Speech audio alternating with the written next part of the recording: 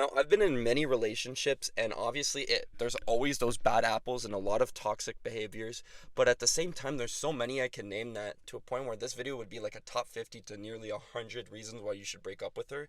So I'm gonna condense it to 5 reasons, and if this person you're dating is doing one of these 5 things, then I would highly recommend you to either do something about it or really reconsider things. And again, this is based off my experience and my opinion. So obviously, at the end of the day, everyone has their own, ideas of how things work and how, relationships should be or whatnot. So take my information as you will.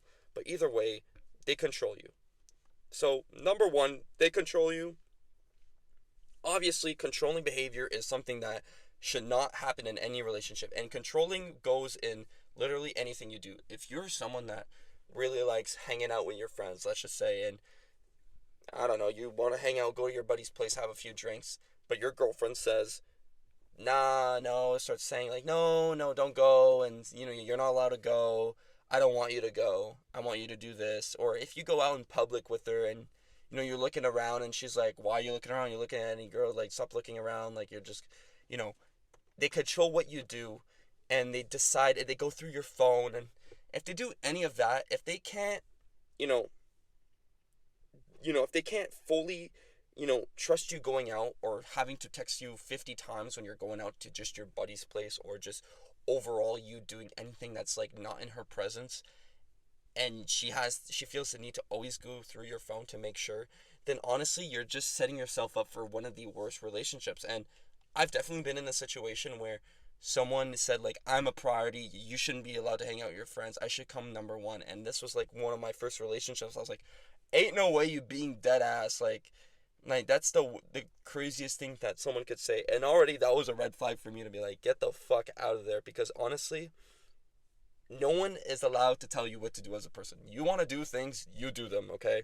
Obviously, if they say don't do something that's fucked up, as in of a crime, steal something, then don't do it. That's not controlling. But if you want to play video games with your friends, go out, do anything, go to the gym, and they stop you and they give you reasons, and they think that they can 24/7 control what you do, then I would just simply get out of there. The second thing I would say that's a big thing is gaslighting. Now, gaslighting is something that I've definitely dealt with for some fucking long time, and I can tell you it is one of the worst things after, because gaslighting is like when someone makes you doubt your perception of what your reality really was. It's basically someone overreacting something that doesn't need to be really overreacted. Like let's just say that your girlfriend, let's just say she was out until like 4 in the fucking morning clubbing, and this you were up until 4, and you saw her coming in at 4, and then you went back to sleep, and then the next day you're like, why'd you come back at 4? She'd be like, no, I was back at 1. What are you talking about? What are you talking about? That is gaslighting. Okay, they're trying to convince you a false reality, a false narrative. And this will apply with anything. Like, I remember a time when I went to the gym and I was with my friends, and then I said, like, I'm not going to be done for a while, and then so I might not be able to. And then it was like 10-20 minutes later past the time I said I would come by, and I was like, I let her know I was going to be late. And then she started screaming at me saying, like, why, like, you said you would be here on time, and you said you'd be here on the exact time. And I was like, no, what the fuck are you talking about? I said, I told you on the phone that, I might be a little late, blah, blah, blah, blah. And, that's just bad news. That's just a toxic relationship. It's giving you a reason to just get out, because it starts an argument, and you want to avoid that. Just don't put yourself, and the third thing is they don't respect your boundaries. Now, your boundaries is your standards, and I think it's important for everybody to put their standards when they first start dating someone, meaning like you really put your true intentions and what you're looking for and your values. And obviously, if someone can't respect that straight off the bat, then that person's not really for you, because they're not willing to respect what you really want. Now, one thing, and again, like I always say, my opinion and my, experience, I don't want to have a girlfriend with a bunch of guy friends. That's never a good, outcome, never great news. And it's just, if you know, you know.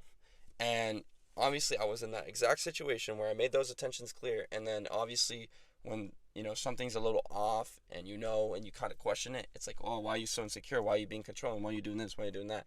And like I said, it's this form of respecting. If someone truly really like wants to be with you, they would respect your boundaries and respect what you want. And again, you're not, I'm not saying, that people shouldn't be friends with people. Like, hey, maybe they were friends for a really long time, but we all know as guys that this over time is not, just a normal friendship. We all know what that means. And there's no going around, there's no beating around the bush when it comes to this. Okay, but the fourth thing I would say is they also make you feel one-sided. Now, one-sided just basically means someone's putting the energy into, more into the relationship. And again, I was in the situation where I felt like I was doing the majority of the talking, as in like I had to be the one to reach out. If I didn't say good morning first, I would not hear from this person the entire day, in a sense. So I needed to say something in a sense like they would never say good morning, they wouldn't reply back for hours, and they wouldn't talk to me for hours. And it's just shit like being in that relationship is just like you're just in a relationship with someone that clearly doesn't want to be around you. Like, it's just like you're wasting your time. It's not gonna last. And I was definitely in that situation for a way long time where someone was, would take hours to respond, and I would have to be the one to like say, hey, what's up, let's hang out, and it was always like a 50-50 chance. And that's the thing. You don't want to put, again, energy is everything, effort is everything, because effort is attractive when it comes to women, wanting to be in a relationship with you. Because if you're a guy that's been in shitty relationships and you go into a really good one, that sounds way too good to be true when you first off, because this person is so into you and wants to give you what you've always wanted, but you can't really believe it because this entire time you've been in a situation where it's like, your perception was kind of manipulated by the people you're with. You know what that, what that feels, and it's just weird. So one-sided is the worst thing you could do. I'm repeating myself, but leave it. Don't be in a relationship with someone that's not putting in the time that you want them to. We all want someone that puts the same effort as we do. And because we're scared of losing hope or losing that person because we feel like this is the person we have and if we leave we're not going to get any, is the worst narrative you can tell yourself. The last thing I would say is walking on fucking eggshells. And walking on eggshells is, I would say, is literally the first sign you got to get the hell out of there, my guy. Because eggshells are like walking on eggshells is something that when you walk on them, you don't know if they're going to crack. And so meaning like you're going to have to pretend to be someone that you're not in order to not crack the person you're with. Meaning that anything you do, anything you say might piss them off, that you're like, holy shit, I don't want to do that. If you feel like you're with someone that's always going to get mad at you, that's one, they don't respect you. Two, that's not healthy. And three, that they don't respect you. And it'll go back to everything I just previously said, the gaslighting, the boundaries and everything. So eggshells, if you feel like you're walking on something that's sharded glass, like glass is about to break, or very thin ice, then please do me a favor and leave that relationship. Because again, you're putting yourself in a situation where you're going to be miserable and you're not going to be someone that you want to be, because you're going to have to be things that doesn't piss this person off.